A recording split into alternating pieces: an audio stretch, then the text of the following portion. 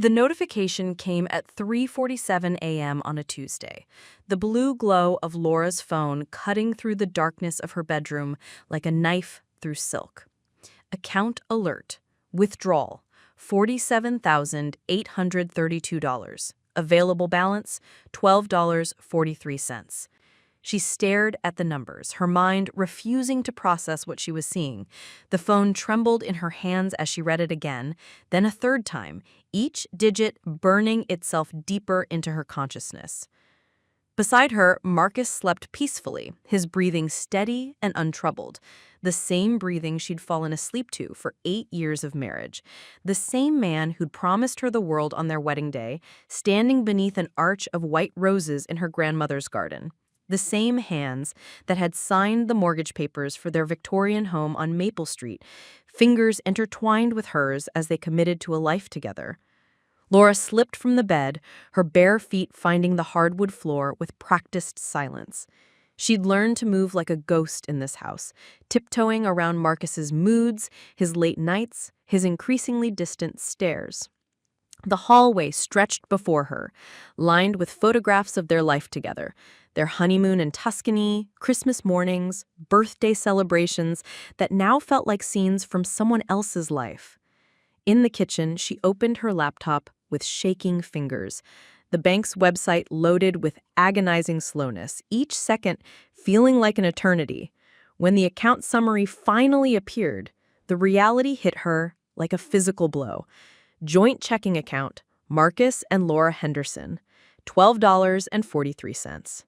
Below it, a transaction history that read like a betrayal, written in numbers and dates.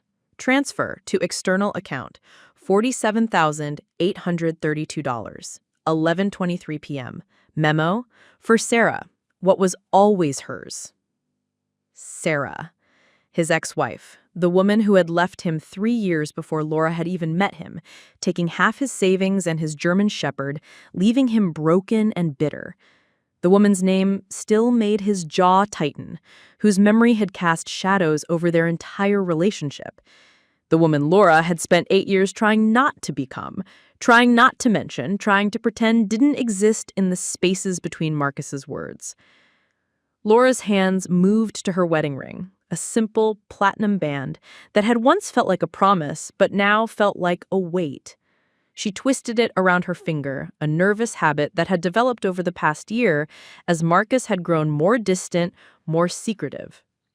The coffee maker gurgled to life on its automatic timer, filling the kitchen with the familiar aroma of morning routine. But nothing about this morning felt routine. Everything felt like the first day of a life she didn't recognize. A life where the man she'd trusted with everything had proven that trust was just another word for naivety. Lora pulled her robe tighter and stepped onto the back porch where her garden waited in the pre-dawn darkness. She'd planted it 3 years ago when they'd first bought the house. Heirloom tomatoes, lavender, roses that climbed the trellis Marcus had built for her birthday. She'd imagined growing old in this garden, watching grandchildren play among the flower beds, creating memories that would outlast them both. Her phone buzzed with a text from her sister Emma. Early morning at the clinic today. Coffee later? You sounded off yesterday. Emma, who worked as a nurse practitioner at the community health center. Emma, who had never particularly liked Marcus, but had kept her opinions to herself after the wedding. Emma, who had an uncanny ability to sense when something was wrong, even from 3 states away. Lora stared at the message, her fingers hovering over the keyboard. How do you text someone that your life has just imploded? How do you put betrayal into words that fit on a phone screen? Instead, she walked back inside and made coffee, going through the motions of normalcy while her world crumbled around her. She measured the grounds, added water, watched the dark liquid drip into the carafe as if it were any other morning, as if she weren't standing in the wreckage of her marriage at 4:15 a.m. in her bathrobe, wondering how she'd missed the signs that her husband was capable of this. The morning light began to filter through the kitchen windows, illuminating the breakfast nook where she and Marcus had shared thousands of meals. The table still held yesterday's mail, a credit card offer addressed to both of them, a catalog for garden supplies, a reminder card from their dentist. Mundane evidence of the shared life that had existed just hours ago, before a single bank transfer had rewritten everything. Upstairs, she heard the shower turn on. Marcus's morning routine, as predictable as sunrise. Shower at 5:30, shave, dress in the suit she'd picked up from the dry cleaner. Coffee and toast, a kiss goodbye that had become more habit than affection. Then, 8 hours at the accounting firm downtown, where he managed other people's money with the precision and care he'd apparently never applied to theirs. Lora climbed upstairs slowly, each step feeling heavier than the last. The bedroom door was closed, steam seeping from beneath the bathroom door. She sat on the edge of their bed and opened her laptop again, staring at the transaction details as if they might change, as if the numbers might rearrange themselves into something that made sense. For Sarah, what was always hers? What did that even mean? Sarah had left him, had walked away from their marriage and their life together. What could possibly be hers after 3 years of divorce? And why would Marcus give her nearly $50,000 without discussing it with the wife who had stood by him, who had helped him rebuild his credit, who had contributed her own inheritance to the down payment on this house? The shower stopped. In a few minutes, Marcus would emerge, toweling his hair, reaching for the cologne she'd given him last Christmas. He'd smile at her the way he always did, that slightly distracted smile that had replaced the genuine warmth she'd remembered from their early years together. He'd ask her about her day, make small talk about his schedule, kiss her forehead before heading downstairs for breakfast. Unless she confronted him. Unless she asked him why their joint account, the account that held her freelance income, her grandmother's inheritance, the money they'd been saving for the addition to the house, why it now contained less than $15. Unless she demanded to know why Sarah, who had broken his heart and left him in debt, apparently deserved $47,000 more than the woman who had married him, supported him, loved him through his worst moments. The bathroom door opened, releasing a cloud of steam and the scent of his soap. Marcus emerged in his blue terry cloth robe, hair damp, face relaxed in a way that made Laura's stomach clench. He looked like a man without a care in the world, certainly not like someone who had just committed what she was beginning to suspect might be theft. "Morning, beautiful," he said, the same greeting he'd used for 8 years. "You're up early." Lora closed the laptop and looked at him, really looked at him. The man she'd fallen in love with had been broken when she'd met him, wounded by Sarah's abandonment, vulnerable in a way that had brought out every nurturing instinct she possessed.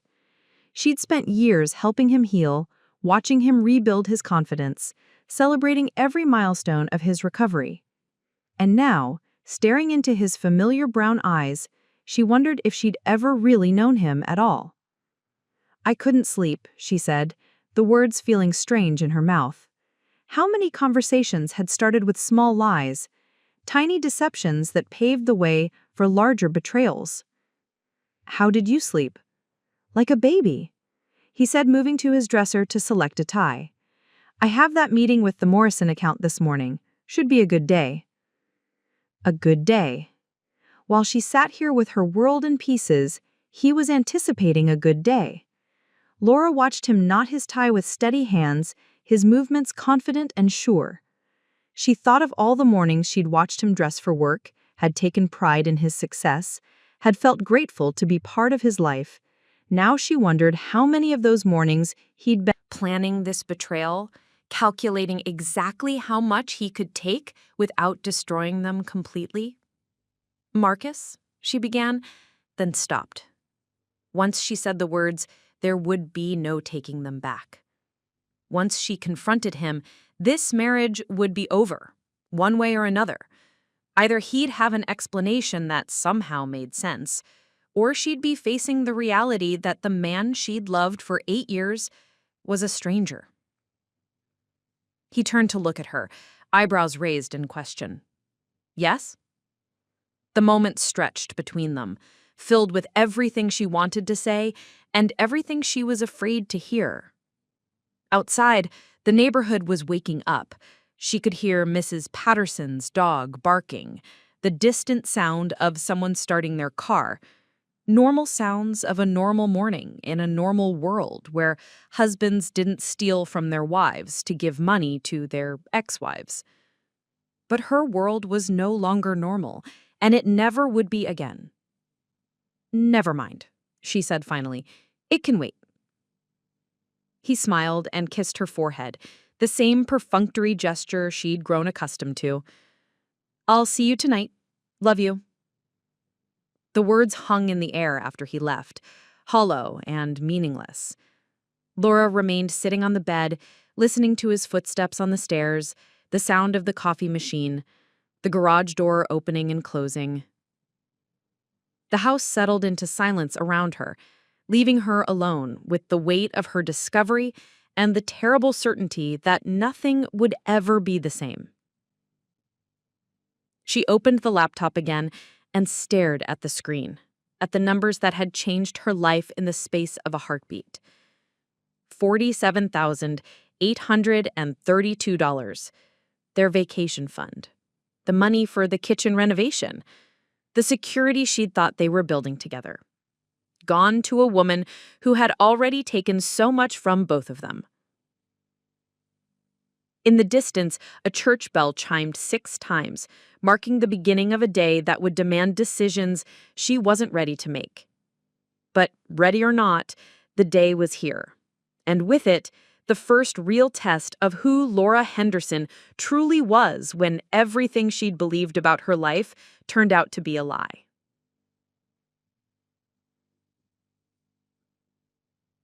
Lora spent the morning in a daze, moving through her usual routines like an actress who had forgotten her lines but was determined to stay on stage. She showered, dressed in her favorite jeans and cream-colored sweater, made herself toast she couldn't taste. Everything felt performative, as if she were trying to convince herself that this was still her life, that she was still the same person who woke up 12 hours ago believing in her marriage. By 9 o'clock, she was sitting in her home office, surrounded by the comfortable chaos of her freelance graphic design business. Client portfolios scattered across her desk, color swatches pinned to her bulletin board, the large monitor displaying a logo design for a local bakery. This room had always been her sanctuary, the place where her creativity flourished and her independence thrived. Even after marriage, this space remained purely hers. Marcus rarely ventured in, claiming he didn't want to disturb her artistic process.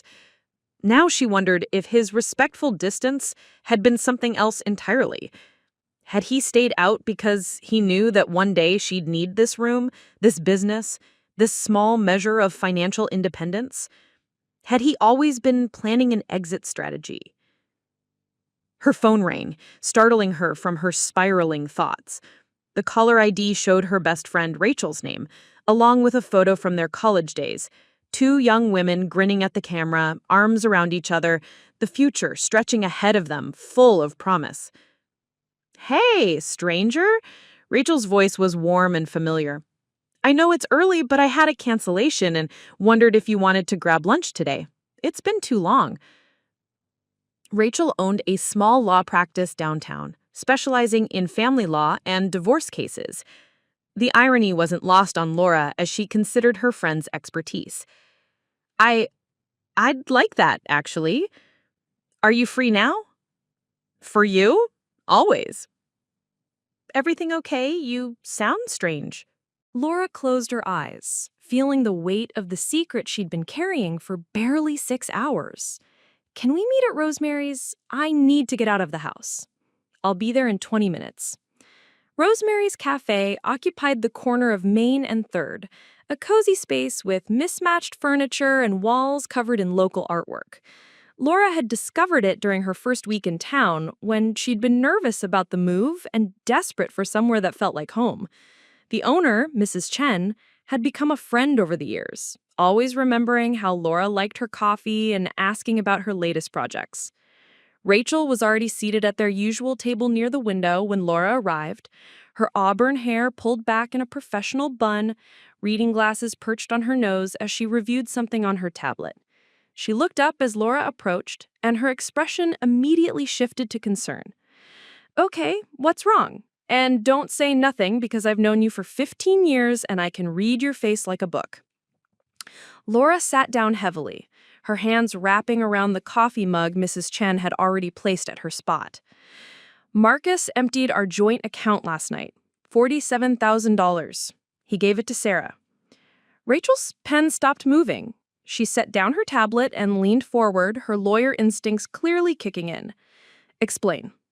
The words came out in a rush. The 3 a.m. notification, the memo line that had felt like a knife twist, the way Marcus had acted completely normal this morning. Rachel listened without interruption, her expression growing darker with each detail. Have you confronted him? Rachel asked when Lora finished. No, I keep thinking there has to be an explanation. Maybe Sarah was in an accident, or there's some emergency, or... Lora trailed off, hearing how desperate she sounded even to herself. Lora, Rachel's voice was gentle but firm. Listen to yourself. You're making excuses for theft. It's not theft. It's our joint account. Technically, he has every right. Bullshit, Rachel's sharp tone cut through Laura's rationalization. Marriage is a partnership. Major financial decisions are made together. Taking nearly $50,000 without discussion isn't a right, it's a betrayal. The word hung between them, heavy and final. Betrayal. Lora had been dancing around it all morning, but hearing it spoken aloud made it real in a way that hurt to breathe around. What do you think I should do? Rachel signaled Mrs. Chen her more coffee, buying herself a moment to think. First, you need to secure your individual finances. Move your personal accounts to a different bank, change your passwords, protect your assets. Second, you need to document everything. Screenshots, printed statements, anything that shows the timeline of events. Third, you need to decide what you want the outcome to be. What do you mean? I mean, are you looking to save this marriage or end it? Because the steps you take now will determine which direction you're heading. Lora stared out the window at the familiar street scene.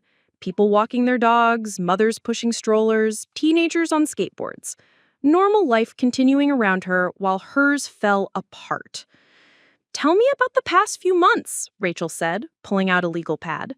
Has anything changed? Different behavior? New routines? Unexplained absences? Lora thought back, trying to see their recent life through the lens of suspicion rather than love. He's been working later. When I ask about it, he says the firm is busy, new clients. He's been more distant physically. We used to be affectionate, always touching, you know? Now he seems to avoid it. When did this start? Maybe 6 months ago? I thought it was stress from work, or maybe we were just settling into a comfortable routine. Married couples go through phases, right? Rachel made notes as Lora talked, her professional demeanor a stark contrast to the friend who had been her maid of honor, who had thrown her the perfect bridal shower, who had danced until dawn at her wedding reception. Any mention of Sarah? Phone calls, texts, unexpected trips? No, nothing. That's what makes this so bizarre. He never talks about her, never mentions her name. It's like she doesn't exist for him. Lora paused, a new thought occurring to her. What if she contacted him? What if she's in some kind of trouble and asked for help? Even if that were true, it doesn't excuse not discussing it with you first. You're his wife. You have a right to know where your money is going. Mrs. Chen appeared at their table with fresh coffee and her famous blueberry scones. Ladies, you both look like you need some comfort food today. Lora managed a smile for the older woman who had become a fixture in her life. Thank you, Mrs. Chen. You always know what we need. After she left, Rachel leaned back in her chair, studying Lora with the careful attention she probably gave to clients in a crisis. I have to ask this as your friend and as someone who's seen too many of these cases. Have you considered that this might not be his first betrayal? The question hit Lora like ice water. What do you mean? I mean, people don't usually start with grand gestures like stealing $50,000. They work up to it. Smaller lies, smaller betrayals, testing boundaries to see what they can get away with. Laura's mind raced back through their marriage, looking for signs she might have missed. The business trips that seemed to multiply over the past year, the way he'd started keeping his phone face down during dinner, the credit card statement she'd questioned last month, dinner for two at an expensive restaurant on a night she'd been visiting her parents. He said it was a client dinner, but when I asked who, he got defensive, said I was being paranoid. Rachel nodded grimly. Classic deflection. Make you question your own instincts instead of answering the question. They sat in silence for a moment, the weight of implications settling between them. Around them, the cafe buzzed with normal conversations, work complaints, weekend plans, harmless gossip. Airee envied every person who could sit in a coffee shop and worry about ordinary things. "Rachel," she said finally, "if you were in my position, what would you do?" Her friend didn't hesitate. "I'd hire a private investigator to find out exactly what's been going on and for how long. I'd secure my finances and gather evidence. And I'd prepare for the possibility that this marriage is over." The words should have devastated her, but instead she felt a strange sense of relief. Finally, someone was saying out loud what she'd been afraid to think. Finally, someone was giving her permission to stop making excuses and start protecting herself. "Will you help me?" "Of course, but first, you need to go home and have that conversation with Marcus. Give him a chance to explain before you assume the worst. Maybe there's something we're missing." Lora nodded, though every instinct she had was screaming that there would be no innocent explanation. Men didn't transfer their life savings to their ex-wives at midnight without their current wives' knowledge unless something was very, very wrong.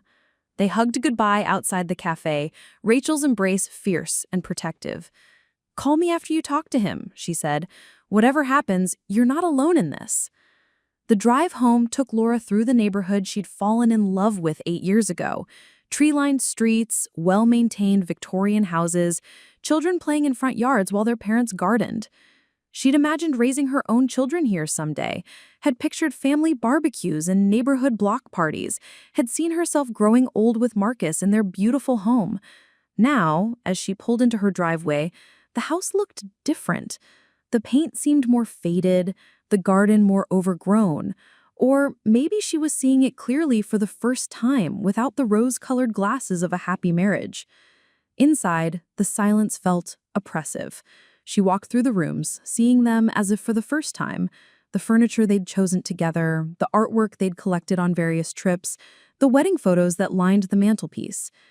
Everything told the story of a couple building a life together, investing in a shared future. But stories, she was learning, could lie. In the kitchen, she made herself a sandwich she didn't want and tried to work on the bakery logo, but her concentration was shattered. Every few minutes, she found herself checking the bank account again, hoping the numbers would be different, knowing they wouldn't be. At 3 o'clock, her phone buzzed with a text from Marcus. "Running late tonight. Don't wait dinner for me." The casual dismissal, the assumption that she would simply accommodate his schedule without question, suddenly felt like another small betrayal in a marriage that might have been built on them.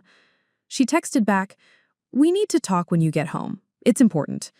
His response came immediately, "Everything okay?" Lora stared at the question, amazed by his audacity. Everything was decidedly not okay, and he was the only person in the world who knew why.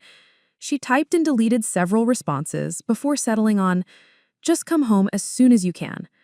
The afternoon stretched endlessly. Lora tried to read, tried to work, tried to lose herself in mindless television. Nothing worked. Her mind kept returning to the memo line that had started this nightmare. For Sarah, what was always hers. What could Sarah possibly deserve that was worth $47,000? What debt could Marcus feel he owed to the woman who had left him broken and bitter? And why now, after 8 years of marriage, after building what Lora had thought was a solid, trusting partnership? As evening approached, she found herself standing in their bedroom, looking at the photos on Marcus's dresser. Their wedding picture, a shot from their honeymoon, a candid photo of them laughing at a friend's birthday party. In every image, Marcus looked happy, relaxed, genuinely in love. Had he been pretending even then? Or had something changed, some switch flipped that had transformed the man she'd married into someone capable of theft and deception? The garage door rumbled open at 7:30, earlier than she'd expected. Lora felt her heart rate spike as she heard Marcus's footsteps in the kitchen, the sound of him putting down his briefcase and keys. This was it. The conversation that would either save their marriage or destroy it completely. She took a deep breath, straightened her shoulders, and went downstairs to confront the man she'd thought she knew. Marcus stood at the kitchen counter, loosening his tie with the casual confidence of a man coming home to his sanctuary. He looked up as Lora entered, his smile the same one she'd been greeted with for thousands of evenings. For a moment, the surreal normalcy of the scene made her question her own memory. Had she imagined the bank notification? Had this all been some terrible dream? Then she thought of the number burned into her consciousness, $12.43, and her resolve hardened. "You're home early," she said, her voice steadier than she felt. "Your text sounded urgent." He moved toward her as if to kiss her cheek, but she stepped back instinctively. The rejection flickered across his face like a shadow. "What's wrong, Lora? You've been acting strange all day."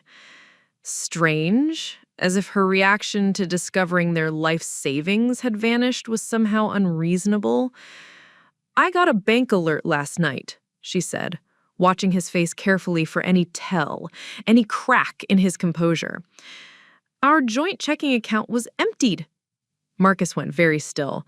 For just a moment, his mask slipped, and she saw something she'd never seen in his eyes before. Calculation. He was thinking, planning his response, deciding how much truth he could get away with. The realization made her feel sick. "Oh, that," he said finally, his tone casual, dismissive. "I should have mentioned it." "Should have mentioned it?" Laura's voice rose despite her efforts to stay calm. "Marcus, you transferred nearly $50,000 at midnight to Sarah? You should have mentioned it?" "Don't take that tone with me, Lora. It's not what you think." "Then explain it to me. Make me understand why you gave our life savings to your ex-wife without saying a word." Marcus moved to the refrigerator and pulled out a beer, his movements deliberately slow and controlled. She recognized this tactic from their rare arguments. He would make himself comfortable, act like her concerns were unreasonable, force her to feel like the aggressor for simply asking questions. "Sarah has been going through a difficult time," he said, not meeting her eyes. "She lost her job 6 months ago, and she's been struggling to make ends meet. She reached out a few weeks ago, asked for help." "A few weeks ago?" Lora felt the first crack in her composure. "You've been talking to her for weeks and didn't tell me?" "You knew I'd react like this." His voice carried a note of long-suffering patience that made her want to scream. "You've never been comfortable with my past, with the fact that I was married before." The accusation was so outrageous, so perfectly crafted to make her the villain in the scenario, that Lora was momentarily speechless. She thought of all the times she'd bitten her tongue when he mentioned Sarah, all the effort she'd put into being understanding about his previous marriage, all the ways she'd tried to be the opposite of whatever had driven his first wife away. "That's not true, and you know it," she said finally. "I've never said a word against Sarah. I've never asked you to cut contact with her completely. But Marcus, we're talking about $50,000, half our savings, money I contributed to, money we were saving for our future together." "It's a loan," he said, taking a long drink of his beer. "She'll pay it back." "When? How? You just said she lost her job." "She's starting a business, a consulting firm. She has the expertise, just needed startup capital."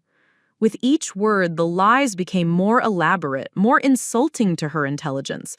Lora felt something crystallizing inside her, a clarity she'd been missing all day. This wasn't about Sarah's hypothetical business or financial troubles. This was about Marcus making a choice, and that choice hadn't included consulting his wife. "Show me the loan agreement," she said. Marcus paused with the beer halfway to his lips. "What?" If it's a loan, there must be paperwork. Terms, repayment schedule, interest rates, show me the contract. It's not formal like that. It's between friends. Friends? The word came out like a whip crack. Your ex-wife is a friend now? When did that happen? Because for 8 years, you've barely been able to say her name without clenching your jaw. People change, Lora. Grow up. Sarah and I have found a way to be civil. Civil enough for you to give her $50,000 behind your current wife's back. Marcus set down his beer with enough force to make foam spill over the rim. It wasn't behind your back. I'm telling you now. You're telling me now because I found out. If that bank alert hadn't woken me up, when were you planning to mention it? When our mortgage payment bounced? When we couldn't afford groceries? Don't be dramatic. We have other accounts, other investments. $50,000 isn't going to make us homeless. The casual dismissal of an amount that represented years of careful saving, of freelance income and birthday money, and the inheritance from her grandmother who had worked 2 jobs her entire life to leave something to her family, it was like a slap across the face. It's not just about the money, Marcus. It's about trust. It's about partnership. It's about the fact that you made a major financial decision without including me. I don't need your permission to help someone I care about. The words hung between them, sharp and final. Someone I care about. Not someone who needs help or someone going through a hard time. Someone I care about. More than he apparently cared about his wife's feelings or their shared financial goals. You're right, Lora, she said quietly. You don't need my permission, but you did need my money. Something shifted in Marcus's expression, a hardening that she'd never seen directed at her before. Half that account was mine, Lora, money I earned at my job. And the other half was mine, money I earned from my business, plus my grandmother's inheritance that I put into our joint savings because I trusted you, because I thought we were building something together. We are building something together. No, Marcus, you're building something with Sarah. I'm just the woman whose money you're using to do it. He flinched at the accusation, but he didn't deny it. The silence stretched between them, filled with the weight of everything they weren't saying. Finally, Marcus ran his hand through his hair and sighed. Look, I know this looks bad, but Sarah means something to me, okay? She was a huge part of my life for 5 years. I can't just pretend she doesn't exist because it makes my current wife uncomfortable. Current wife. As if Lora were temporary. Replaceable. Just another woman who would eventually be relegated to his past while he moved on to someone new. The phrase cut deeper than anything he'd said. I never asked you to pretend she doesn't exist, Lora said, her voice barely above a whisper. But I did expect honesty. I expected partnership. I expected that major decisions would be made together. You're right, she said softly. I don't know you at all. The words seemed to hit him like a physical blow. For a moment, his angry facade cracked, and she saw something vulnerable underneath. Fear, maybe, or regret, but it was gone too quickly to be sure. Lora, I'm going to stay at Emma's for a few days, she interrupted. I need time to think, and I need space to figure out what I want to do next.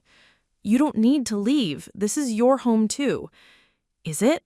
Lora looked around the kitchen they'd remodeled together 2 years ago, at the breakfast nook where they'd shared coffee every morning, at the window that looked out on the garden she'd planted with such hope. Because right now it feels like I'm living in someone else's house, married to someone else's husband. Marcus reached for her, but she stepped away. The gesture that had once been automatic, his comfort, her acceptance, now felt like another manipulation. Don't go, he said. And for the first time all evening, he sounded genuinely afraid. We can work this out. We can fix this. How? The question came out more plaintive than she'd intended. Despite everything, part of her still wanted him to have an answer, still wanted to believe that 8 years of marriage meant something. How do we fix the fact that you've been lying to me for weeks? How do we fix the fact that you prioritized your ex-wife's financial needs over your current wife's trust? How do we fix the fact that when I asked for honesty, you gave me more lies? I never lied to you. You never told me Sarah contacted you. You never mentioned you were considering giving her money. You transferred $50,000 at midnight and went to sleep next to me like nothing had happened. If those aren't lies, Marcus, what are they? He opened his mouth to respond, then closed it again. The silence stretched between them, filled with the weight of everything that couldn't be unsaid. Lora went upstairs and packed a bag, while Marcus sat at the kitchen table, nursing his beer and staring at his phone. She could hear him making a call as she folded clothes into her overnight bag, his voice low and urgent. She didn't need to guess who he was calling. When she came back downstairs, he was standing by the front door, blocking her path with his body. "This is insane. You're throwing away 8 years of marriage over money?" "No," she replied, shifting her bag to her other hand. "I'm protecting myself from someone who's already thrown it away." She drove to Emma's apartment across town, her hands shaking on the steering wheel. The evening traffic moved around her in a blur of headlights and normalcy, while her world continued to implode. At every red light, she found herself checking her phone, half hoping for a text from Marcus with some explanation that would make sense of everything, half dreading whatever lie he might try next. Emma lived in a converted warehouse in the Arts District, her space filled with plants and vintage furniture and the kind of eclectic style that Lora had always envied, but never been brave enough to attempt. When she opened the door and saw Lora standing there with a suitcase and tear-streaked cheeks, she didn't ask questions. She just pulled her sister inside and held her while Lora finally let herself cry. "He gave $50,000 to Sarah, our money, without telling me. He said she deserved it, that it was what was always hers. I don't understand what that means, but I know it means our marriage is over." Emma guided her to the couch and made tea while Lora told the whole story from the beginning. Unlike Rachel, Emma didn't take notes or ask probing questions. She just listened, her face growing darker with each revelation. What a complete piece of shit, Emma said when Lora finished. "I'm sorry, I know he's your husband, but Jesus Christ, Lora, what kind of man does that?" "The kind I apparently married without knowing it." Emma curled up next to her on the couch, mug cradled in her hands. "What are you going to do?" "I don't know. Rachel thinks I should hire a private investigator, find out if there's more I don't know about. Part of me thinks I should just file for divorce and be done with it." "And the other part?" Lora stared into her tea, watching the steam rise and dissipate. "The other part keeps thinking about our wedding day, how happy he looked, how genuine it seemed. 8 years, Emma. We've been together for 8 years. That has to count for something." "Does it? If those 8 years were built on lies?" The question hung in the air between them. Lora thought about all the moments that had felt real. Lazy Sunday mornings in bed, the way Marcus had held her when her grandmother died, the vacation to Ireland where they'd talked about having children someday. Had any of it been genuine? Or had she been living in a fantasy while he'd been planning his eventual return to Sarah? Her phone buzzed with a text message. "Marcus, I'm sorry. I know I handled this badly. Can we please talk?" She showed the message to Emma, who rolled her eyes. Too little, too late. Maybe, but she found herself typing a response anyway. "I need time to think. Please don't contact me for a few days." His reply came immediately. "I love you. Don't let this destroy us." Lora stared at the words, searching for sincerity and finding only desperation. Love wasn't supposed to feel like manipulation. Love wasn't supposed to come with conditions and lies and midnight betrayals. She turned off her phone and handed it to Emma. "Hide this from me for a while. I can't trust myself not to answer him."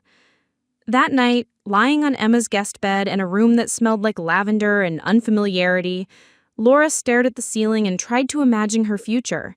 For 8 years, every plan had included Marcus, their dream house in the mountains, the children they'd talked about having someday, the retirement they'd been saving for together.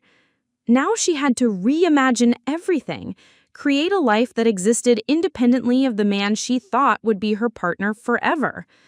The next morning brought a phone call from Rachel. "I have some information," she said without preamble. "Can you meet me for lunch?" They met at a different cafe this time, one across town where Lora was less likely to run into anyone she knew. Rachel looked grim as she slid a manila folder across the table. "I called in a favor with a friend who does private investigation work. Asked him to do a quick background check on Marcus's recent activities. You're not going to like what he found." Laura's hands shook as she opened the folder. Inside were bank records, phone logs, and several photographs that made her stomach drop. Marcus and Sarah at a restaurant. Marcus and Sarah walking hand in hand through a park. Marcus and Sarah embracing outside what looked like an apartment building.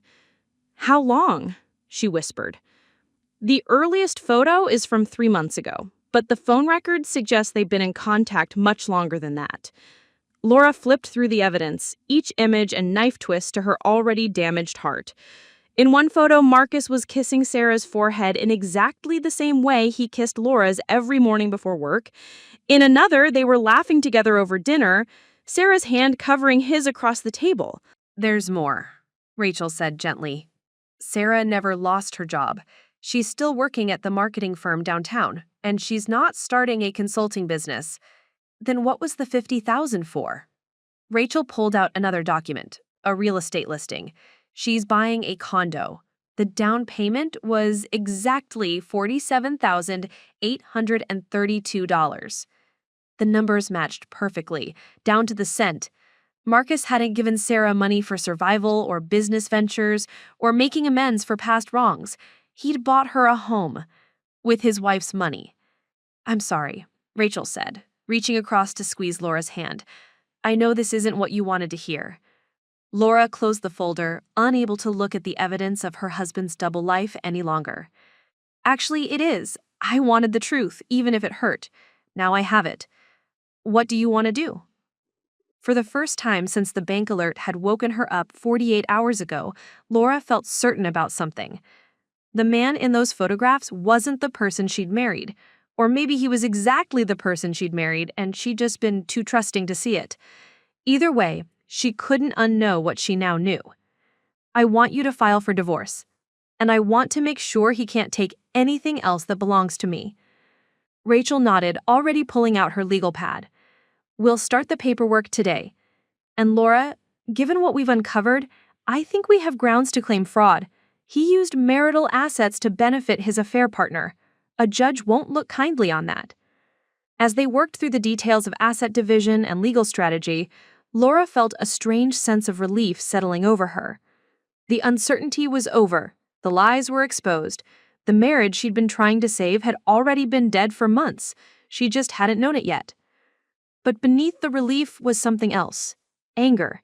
Pure, clean anger at being made a fool of, at having her trust exploited and her money stolen, at being gaslit and manipulated while her husband played house with another woman. Marcus thought he could have both lives, the stability and security that Lora provided, and the passion and history he shared with Sarah. He thought he could take what he wanted from each relationship without consequences. He was about to learn how wrong he was. The divorce papers were served on a Thursday morning while Marcus was having coffee in their kitchen, the same kitchen where Lora had confronted him just 5 days earlier. She knew because Emma texted her a photo of the process server walking up their front path, taken from the car where they'd been waiting across the street. "I can't believe I'm hiding in a car spying on my own house," Lora muttered, but there was something satisfying about watching the moment her husband's world shifted beneath his feet. Her phone rang within minutes. Marcus's name appeared on the screen, but she let it go to voicemail. Then he tried Emma's number, which she also ignored. Finally, he tried Rachel's office line. "He's furious," Rachel reported after hanging up, "demanding to speak with you, claiming this is all a misunderstanding, threatening to contest everything. Pretty standard response from someone who's been caught." They were sitting in Rachel's office, surrounded by law books and case files. The divorce petitions spread across the desk between them. Lora had read every word, had initialed every page, signed her name with a hand that barely trembled.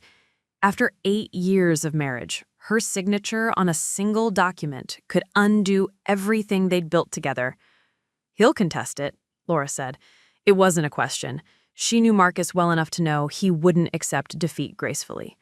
"Let him. We have photographs, phone records, bank transfers, and witness statements from the restaurant where they had their cozy dinner dates.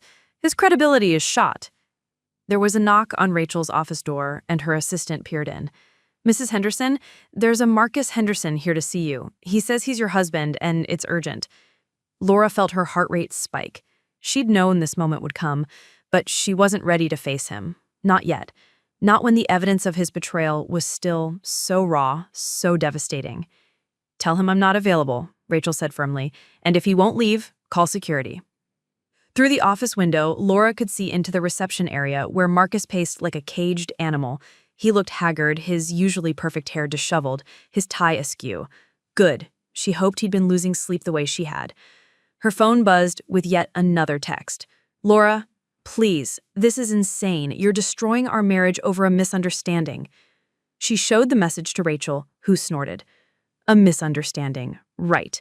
I suppose all those romantic dinners with his ex-wife were just casual business meetings." "The photos were the worst part," Lora said, her voice barely above a whisper. "Seeing them together, seeing him touch her the same way he touches me, it made everything feel contaminated." Rachel's expression softened. "I know this is hard. Divorce is never easy, even when it's necessary. But you're doing the right thing. You deserve better than someone who would steal from you to finance his affair." The afternoon brought a parade of revelations as Rachel's investigator friend continued digging into Marcus's activities. Credit card statements showed regular charges at Sarah's favorite restaurant, the same one where she and Marcus had gone for their anniversary last year. Hotel receipts from business trips that, on closer inspection, lined up with Sarah's vacation days, a paper trail of deception that stretched back almost a year. "He's been planning this for a long time," Rachel said, reviewing the latest batch of evidence. "The money transfer wasn't impulsive, it was calculated." Lora studied a hotel receipt from a weekend when Marcus had claimed to be at a work conference in Chicago. According to the investigator's report, Sarah had called in sick that same Friday and Monday. They'd spent 3 days together, while Lora had worked in her home office, missing him, counting down the hours until he returned. "I was such an idiot," she whispered. "No, you were trusting. There's a difference. You had every reason to believe your husband was faithful because that's what marriage vows mean. He's the one who broke the contract." The words were meant to be comforting, but they didn't ease the sting of humiliation. How many people had known? How many mutual friends had seen Marcus and Sarah together and said nothing? How many conversations had she unknowingly walked into where she was the joke, the naive wife who didn't know her husband was rekindling his first marriage? Her phone rang again. This time, it was Emma. "Where are you?" Her sister's voice was tight with concern. "Marcus showed up at my apartment. He's been pounding on the door for 10 minutes, demanding to know where you are." "Call the police," Rachel said, grabbing the phone. "He's harassing you, and we can use that in the divorce proceedings." "I'm calling them now," Emma said. "But Lora, he looked unhinged. This isn't the Marcus I've known for 8 years. Be careful." After Emma hung up, Lora and Rachel sat in silence for a moment. The man who was having her sister's apartment surrounded by police didn't sound like the calm, controlled accountant she'd married. But then again, nothing about the past week had resembled the life she'd thought she was living. "I want to see the condo," Lora said suddenly. "What?" "The condo he bought for Sarah with our money. I want to see it." Rachel frowned. "That's not a good idea. You're upset. You might do something you'll regret later." "I'm not going to vandalize it or confront her. I just need to see what $50,000 bought. I need to understand what was worth more than our marriage." An hour later, they were parked across the street from a sleek new development in the trendy part of town. The building was all glass and steel, with a rooftop garden and a doorman in a crisp uniform. It was the kind of place Lora had always admired but never imagined living in. Too expensive, too modern for their suburban sensibilities. "Unit 412, Rachel said, checking the address against the real estate listing. 2 bedrooms, 2 baths, city views, listed at $320,000. Lora did the math. With a $50,000 down payment, Sarah's monthly mortgage would be manageable on her marketing salary. Marcus hadn't just given his ex-wife money, he'd given her independence. He'd given her a fresh start in a beautiful new home, while his current wife struggled to understand why their shared dreams had been sacrificed for someone else's future. "I want to see her," Lora said suddenly. "Absolutely not. That's the exact kind of thing that could hurt you in the divorce. Not to fight with her, to understand, to ask her why she thought it was okay to take money from another woman's marriage." Before Rachel could stop her, Lora was out of the car and walking toward the building entrance. The doorman smiled politely as she approached. "I'm here to see Sarah Mitchell in 412, she said, amazed at how steady her voice sounded. "May I ask who's visiting?" "Lora Henderson. She'll know who I am." The doorman made the call, his expression growing puzzled as he listened to the response. She says she's been expecting you. Go right up." The elevator ride to the 4th floor felt eternal. Laura's hands shook as she pressed the button, as she watched the numbers climb, as she prepared to face the woman who had unknowingly financed her new life with Laura's savings. Sarah opened the door before Lora could knock. She was exactly as beautiful as Lora had remembered from their brief meeting at a mutual friend's wedding years ago. Tall, elegant, with the kind of effortless style that made other women feel underdressed. But now there was something else in her expression. Shame. "I wondered when you'd come," Sarah said, stepping aside to let Lora enter. The condo was stunning. Floor-to-ceiling windows overlooked the city's skyline, modern furniture arranged with perfect aesthetic sense, fresh flowers on every surface. It was the kind of home featured in design magazines, the kind of space that whispered success and sophistication. It was everything Laura's house wasn't, and everything Marcus apparently wanted. "You know why I'm here," Lora said, still standing near the door, unwilling to make herself comfortable in a space bought with her money. "The down payment." Sarah moved to the kitchen island, her movements graceful and controlled. "Marcus told me you found out." "Is that what we're calling it? Finding out? Like it was some innocent secret instead of theft and adultery?" Sarah flinched at the words but didn't deny them. "Would you like some coffee? I think we should talk." Against her better judgment, Lora found herself accepting the offer and taking a seat on the pristine white sofa. Up close, she could see signs of stress in Sarah's face. Circles under her eyes, tension lines around her mouth. Whatever this situation was, it wasn't making her happy either. "How long?" Lora asked as Sarah brought 2 cups of coffee to the living room. "From last spring. March, I think. I ran into him at that coffee shop on 5th Street. You know the one, with the good pastries?" Lora knew it. She and Marcus had been there dozens of times. The irony that their affair had begun at a place filled with her memories made her stomach clench. "He looked so surprised to see me. We talked for maybe 20 minutes, just catching up, you know. I thought that would be the end of it. But it wasn't. He started texting me a few days later. Nothing inappropriate at first, just checking in, asking how I was doing. It felt nice to be friends after all the ugliness of our divorce." Sarah wrapped her hands around her coffee mug as if seeking warmth, though the condo was perfectly climate-controlled. "I knew he was married to you. I knew it was complicated. But it had been so long, and we'd both moved on, and I thought we could be mature about it." "When did it become an affair?" The blunt question hung in the air between them. Sarah stared into her coffee as if it held answers she couldn't find. "May," she said finally. "I'd had a terrible day at work. My boss was being impossible. I was behind on projects. I felt like everything was falling apart. Marcus called while I was crying in my car, and he was so kind, so understanding. He came to meet me, just to talk, just to be a friend. And then he kissed me, and I let him, and everything just spiraled from there." Lora set down her coffee cup with more force than necessary. The clink of ceramic against glass sharpened the quiet room. "You let him? You knew he was married, knew he had a wife at home, and you let him kiss you?" "Yes?" Sarah's voice was barely above a whisper. "I'm not proud of it. But Lora, you have to understand. Marcus and I have history. We were married for 5 years. That doesn't just disappear because you sign papers." It's supposed to disappear when you each marry other people. You're right. You're absolutely right, and I have no excuse for what I did. But when someone you loved that deeply comes back into your life, when they tell you they made a mistake letting you go, she trailed off, shaking her head. I know how it sounds. I know how selfish it was. He told you he made a mistake? He said he shouldn't have let you go? Sarah nodded miserably. He said the divorce was the biggest regret of his life. He said he'd spent the last 8 years trying to convince himself he could be happy with someone else, but he couldn't stop thinking about what we'd had.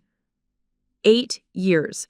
Marcus had been thinking about Sarah throughout their entire relationship. While Lora had been falling in love with him, planning their wedding, building their life together, he'd been mourning his first marriage. She'd been a placeholder, a consolation prize, a way to fill the Sarah-shaped hole in his heart. And you believed him? I wanted to. God help me, I wanted to believe that what we'd had was real, that it meant something. When your marriage ends badly, when someone you love walks away, you spend years wondering if you imagined how good it was. Lora thought about her own marriage, about all the moments she'd thought were genuine. Had Marcus ever looked at her the way he'd looked at Sarah in those photographs? Had he ever felt about her the way he'd apparently always felt about his first wife? The money, she said, steering the conversation back to practical matters before the emotional weight of Sarah's revelations could crush her completely. $50,000 from our joint account. Did you know where it came from? Sarah's face crumpled. Not at first. He said he wanted to help me buy this place, that he had some money saved up. I knew he was married, knew it was complicated, but I thought it was his money to give. When did you find out the truth? 2 days ago, when he called me in a panic saying you'd found out about the transfer. That's when he told me it came from your joint account. Sarah stood up abruptly, pacing to the window. I tried to give it back. I called the bank, tried to reverse the transaction, but the deal had already closed. The money was gone. So you kept the condo? What was I supposed to do? I'd already signed the papers, moved out of my apartment, given my landlord notice. And Marcus insisted you'd never miss the money, that you had plenty in other accounts.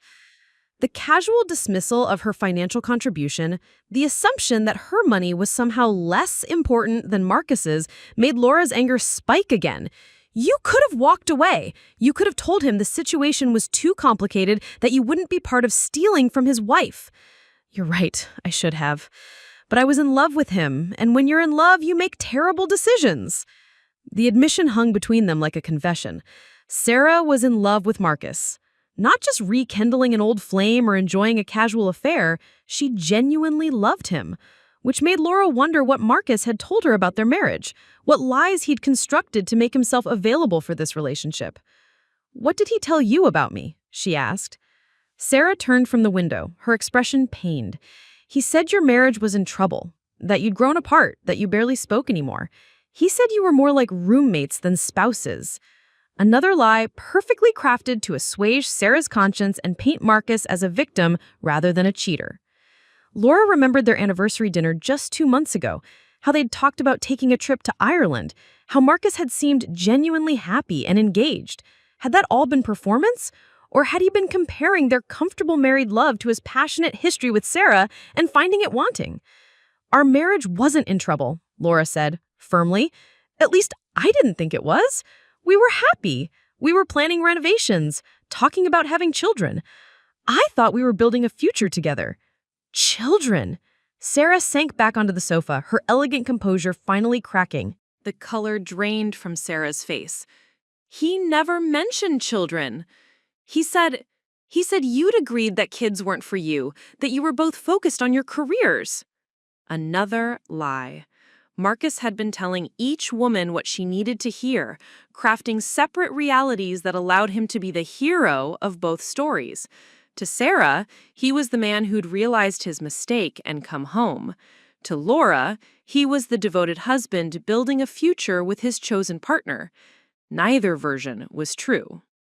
"I think I need to go," Lora said, standing up. The beautiful condo suddenly felt suffocating, a monument to deception and stolen dreams. "Wait!" Sarah stood as well, her movements urgent. "I know you have no reason to believe me, but I never meant for it to happen this way. I never wanted to hurt you. But you did hurt me. You took my husband and my money and my future. The fact that you didn't mean to doesn't change the damage. I know. And I'm sorry. I know that doesn't fix anything, but I am genuinely, deeply sorry. Lora paused at the door, looking back at the woman who had unknowingly destroyed her marriage. Sarah was beautiful, successful, sophisticated, everything Lora had never been. She could understand why Marcus had been drawn back to her, why their history had proven stronger than his commitment to his current wife. Understanding it didn't make it hurt less. He'll leave you too, she said quietly. Eventually. When the excitement wears off and real life sets in, when you need more than passion and nostalgia, he'll find someone else to rescue him from his choices. Sarah's eyes filled with tears, but she didn't deny the possibility. They both knew Marcus well enough to recognize the pattern, the way he idealized what he'd lost while taking for granted what he had. Lora left the condo and took the elevator down to the street level, where Rachel was waiting in the car with an expression of deep concern. "How did it go?" Rachel asked as Lora buckled her seatbelt. "She's in love with him, really in love, and she believes every lie he's told her about our marriage being over. So she thinks she's the hero, not the other woman." "Exactly, which makes sense. No one wants to be the villain in their own story." As they drove back across town, Lora felt a strange sense of closure. The mystery was solved, the questions answered. Marcus hadn't left her for someone better. He'd left her for someone familiar. He hadn't chosen Sarah over her. He'd chosen his past over his present. It wasn't personal, even though it felt devastatingly so. Her phone buzzed with another text from Marcus. "We need to talk. This divorce is a mistake. I can fix this." For the first time in a week, Lora felt strong enough to respond. "There's nothing to fix. You made your choice when you gave her our money. Now I'm making mine." His reply came immediately. It wasn't supposed to happen this way. She stared at the message, reading between the lines. He'd been planning to leave her.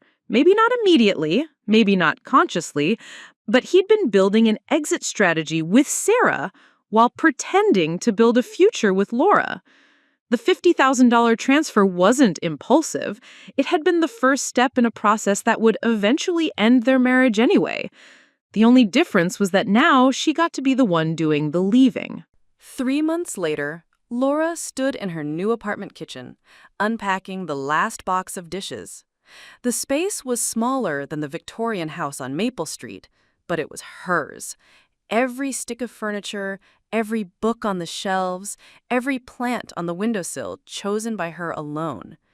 The morning light streamed through windows she'd dressed with curtains that Marcus would have hated, too bold and colorful for his conservative tastes.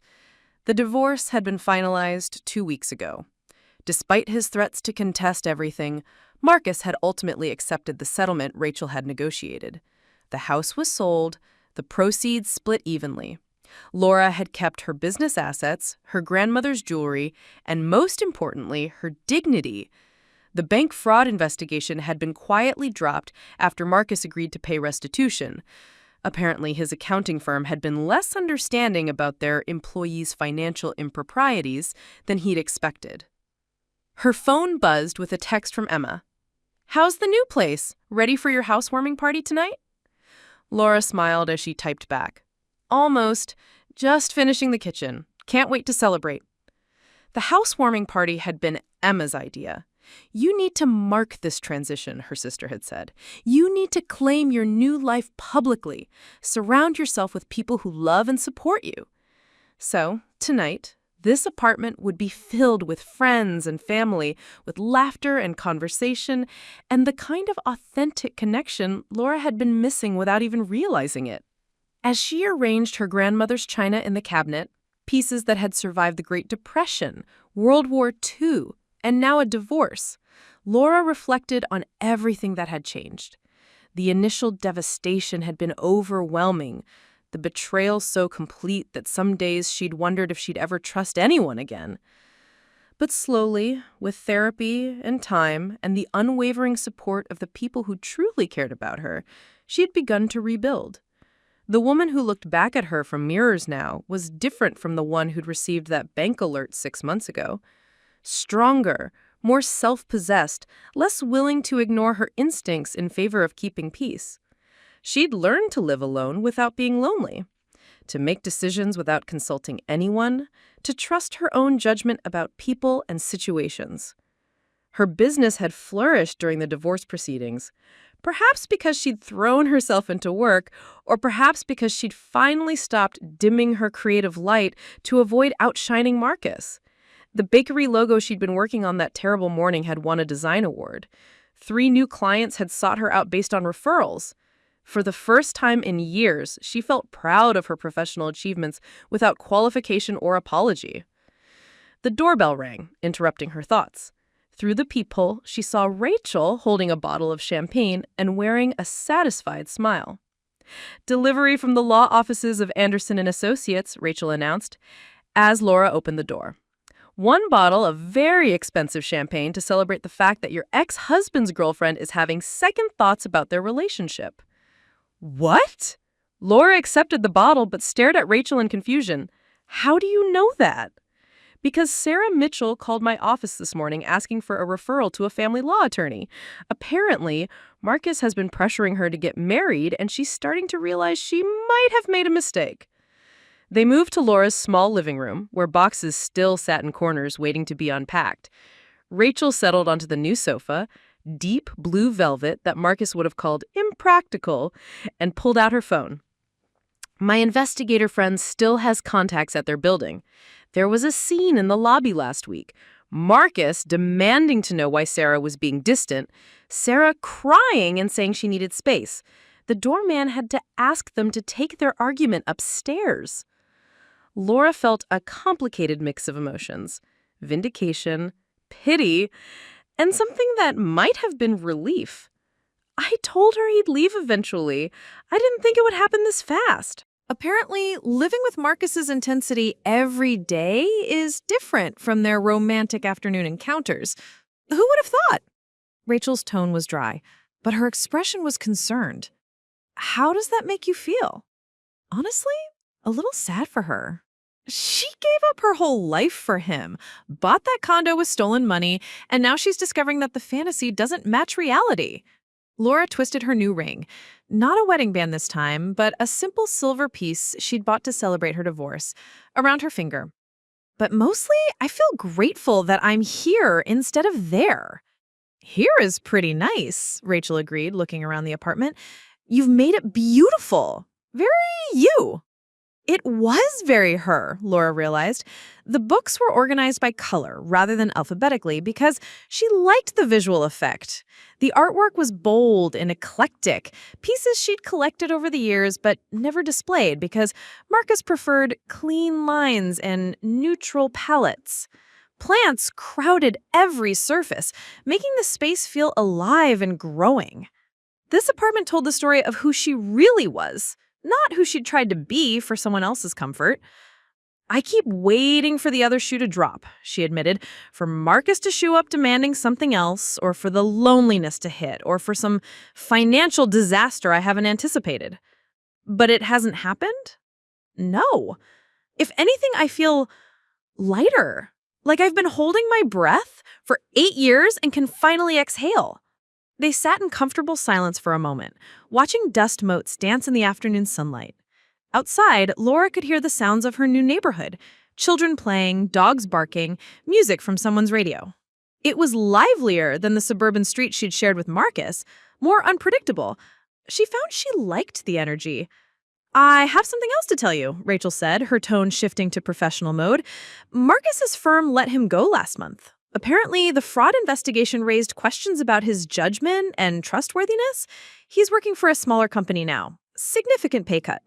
The news should have given Lora satisfaction, but instead she felt oddly detached from it. Marcus's professional struggles seemed to belong to someone else's story, not hers. She had spent so many years tied to his successes and failures, celebrating his promotions and worrying about his work stress. Now his career was simply irrelevant to her life. I hope Sarah's ready to support him while he rebuilds. I remember what that was like. Do you miss it, taking care of him? The question surprised Lora with its complexity. She had missed feeling needed, had missed the daily routine of partnership, but she didn't miss the constant vigilance that it had required. Watching his moods, managing his ego, making herself smaller so he could feel larger. She didn't miss second-guessing her instincts or walking on eggshells around his fragile masculinity. I miss feeling like part of a team, she said finally. But I don't miss being on a team where I was the only one playing by the rules. Rachel raised her champagne glass, they'd opened it while talking, in a mock toast. To playing by your own rules from now on. To playing by my own rules, Lora agreed. As evening approached, Laura's apartment filled with the people who mattered most to her. Emma arrived with homemade lasagna and her new girlfriend, a pediatric nurse whose laugh filled every corner of the room. Mrs. Chen from the cafe came bearing an enormous tray of homemade dumplings and stories about her own divorce 30 years earlier. College friends she'd lost touch with during her marriage reappeared, drawn back into her orbit now that she had emotional space for genuine friendships again. "This place is so you," her friend Jessica said, admiring the gallery wall Lora had created in the hallway. "I'd forgotten how artistic you are.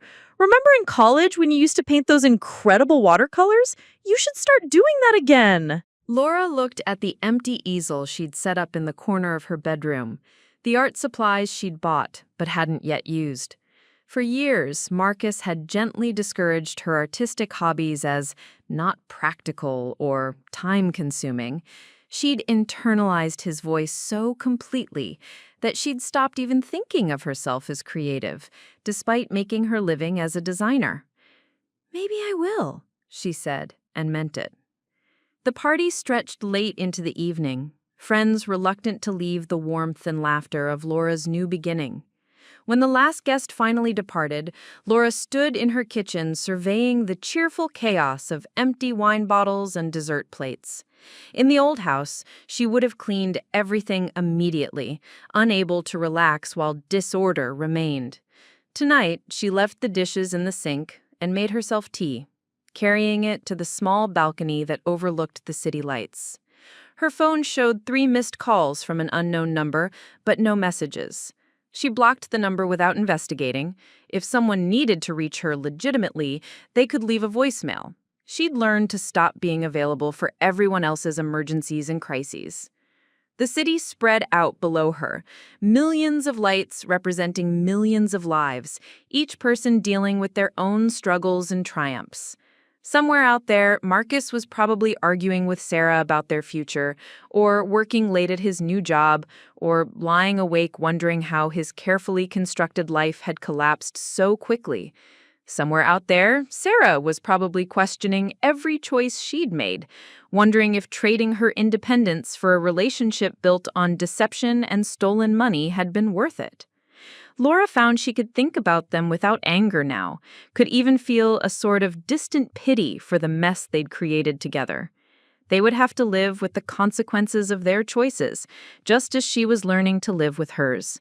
The difference was that her choices were leading toward growth and possibility, while theirs seemed destined for repetition and regret. Her phone buzzed with a text from a number she didn't recognize. "Lora, this is Sarah. I know you have no reason to help me, but I could use some advice. Could we talk?" Lora stared at the message for a long moment. 6 months ago, she would have responded immediately, eager to help even the woman who had stolen her husband and her money.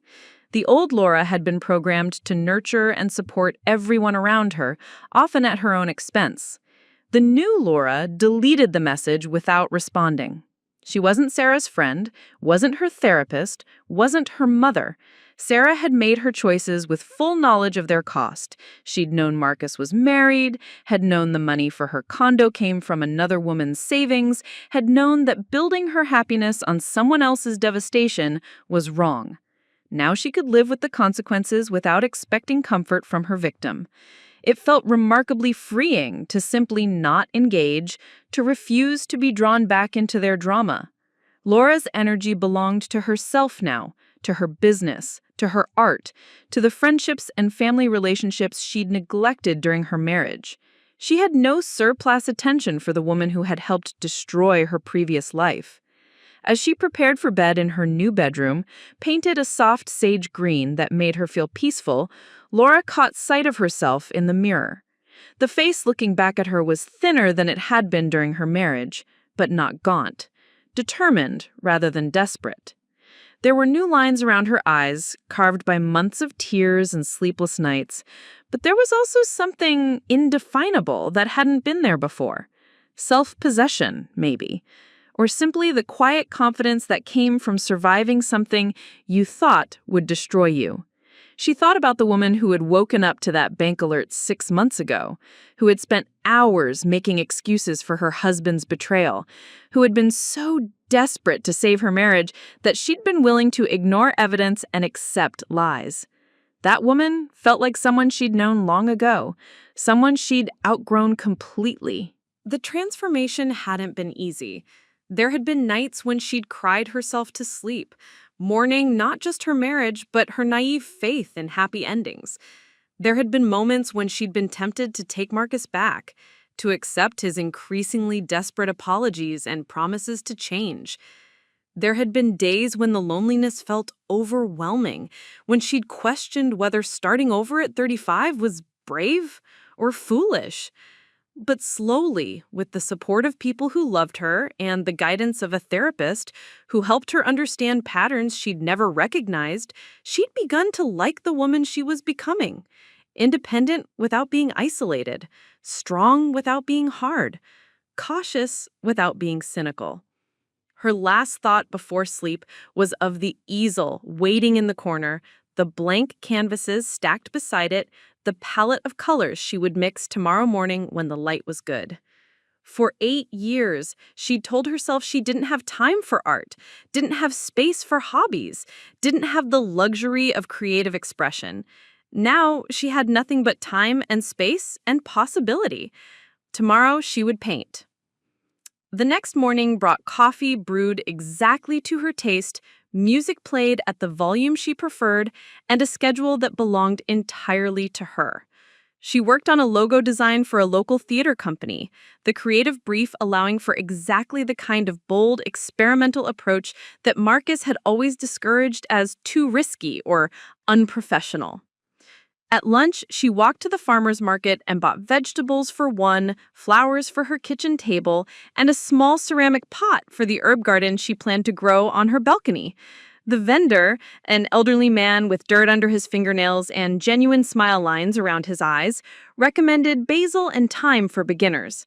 "Growing things teaches you patience," he said as he wrapped her purchases, "but it also teaches you that some things are worth waiting for."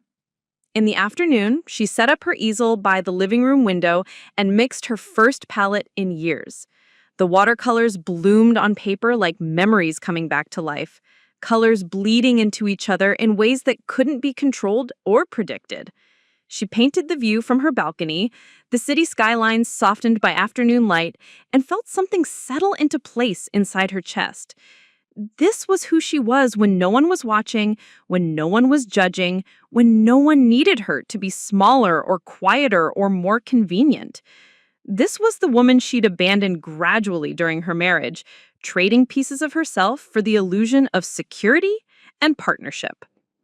That evening, as she cleaned her brushes and prepared dinner for one, Laura's phone rang with a call from her mother. "I heard about the party last night," her mother said. "Emma sent pictures. You look radiant, sweetheart." "I feel good, Mom. Really good. Better than I have in years. I'm proud of you. I know the divorce was hard, but watching you rebuild, you're stronger than you know." After they hung up, Lora realized her mother was right. She was stronger than she'd known, more resilient than she'd imagined. The crisis that felt like an ending had actually been a beginning, not just of a new life, but of understanding who she really was, beneath all the compromises and accommodations she'd made for love. 6 months later, Laura's life had found its rhythm. Her business had expanded enough to require a small office space downtown. Her apartment had evolved into a true home, filled with art and plants and the evidence of a life lived fully. She'd started dating again. Nothing serious yet, but she'd discovered that she enjoyed her own company enough to be selective about who she chose to share it with. The painting had become more than a hobby. Her watercolors were displayed in a local gallery, and she'd sold 3 pieces to collectors who appreciated her unique style.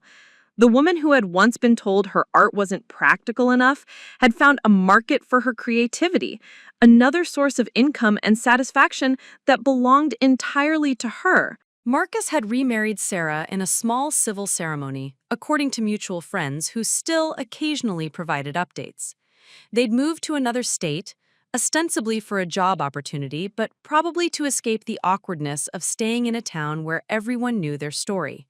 Lora wished them well, genuinely, though she suspected they were building their new marriage on the same foundation of deception and unfulfilled promises that had characterized their affair. The final papers from the house sale had arrived that morning, officially closing the last financial connection between Lora and her former life. She'd used her portion of the proceeds to make a down payment on a small cottage with a studio space, trading her downtown apartment for something that would allow her creativity to expand. As she packed her belongings for the move to her new home, Lora came across a photo album from her marriage. She flipped through the pages, looking at images of a couple she barely recognized. They looked happy in the pictures, laughing on vacations, celebrating birthdays, posing with friends at various events, but now she could see what she'd missed at the time, the way Marcus's attention never seemed fully focused on her, the way she diminished herself in photos to make room for his ego, the subtle signs of a relationship where only one person was fully invested. Instead of feeling sad about the wasted years, she felt grateful for the education. She knew now what love should not require: sacrifice of identity, suppression of instincts, acceptance of lies for the sake of peace. She knew what she would never settle for again, what questions she would ask, what warning signs she would never ignore. The cottage, when she finally moved in, was everything the Victorian house had pretended to be: authentic instead of staged, comfortable instead of impressive, a space that invited creativity rather than demanding perfection. The studio had north-facing windows that provided perfect light for painting, walls where she could hang works in progress, shelves for the art supplies she was finally allowing herself to accumulate. On her first morning in the new house, Lora made coffee and carried it to the garden where previous owners had planted heirloom roses that were just beginning to bloom. She thought about the garden she'd left behind, the one she'd planted with such hope at the house on Maple Street. Someone else was tending those plants now, enjoying the fruits of her labor without knowing her story. But that was okay. Some things weren't meant to last forever, and some losses cleared the ground for better growth. This garden would be different, wilder, more colorful, less concerned with neighborhood approval, and more focused on personal joy. Like everything else in her new life, it would reflect who she truly was, rather than who she thought she should be. Her phone buzzed with a text from Rachel. "Dinner tonight to celebrate your new house? I have news about a potential client who saw your gallery showing." Rachel smiled as she typed back her acceptance. Her circle of support had expanded and deepened over the past year, relationships strengthened by the crisis that had ended her marriage. She'd learned to ask for help when she needed it, to celebrate victories with people who genuinely cared about her success, to be present for others without losing herself in their problems. As she walked through her new home, checking locks and adjusting thermostats and performing all the small rituals of ownership, Lora felt a deep sense of satisfaction. This place belonged to her completely. Every mortgage payment would be hers. Every decorating decision would reflect her taste. Every memory created within these walls would be authentic and earned. The bank account that had been emptied in one devastating transaction now held a healthy balance built entirely through her own work. Her retirement savings, her emergency fund, her investment portfolio all existed independent of any relationship, protected by her hard-won understanding that financial independence was the foundation of every other kind of freedom. That night, as she fell asleep in her new bedroom with moonlight streaming through windows she'd chosen, Lora felt something she hadn't experienced in years: complete contentment with exactly where she was. Not waiting for someone else to complete her story, not sacrificing her present for someone else's version of their shared future, not holding her breath until some external validation arrived. She was enough, just as she was. Her life was enough, exactly as it was. And tomorrow, she would wake up and continue building something beautiful from the wreckage of what she'd lost. The woman who had discovered her husband's betrayal through a middle-of-the-night bank alert had been devastated but not destroyed. She had been wounded but not broken. She had been betrayed but not defeated.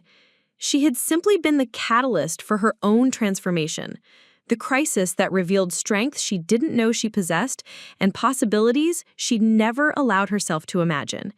And that, Lora understood now, had been worth everything she'd lost to find it.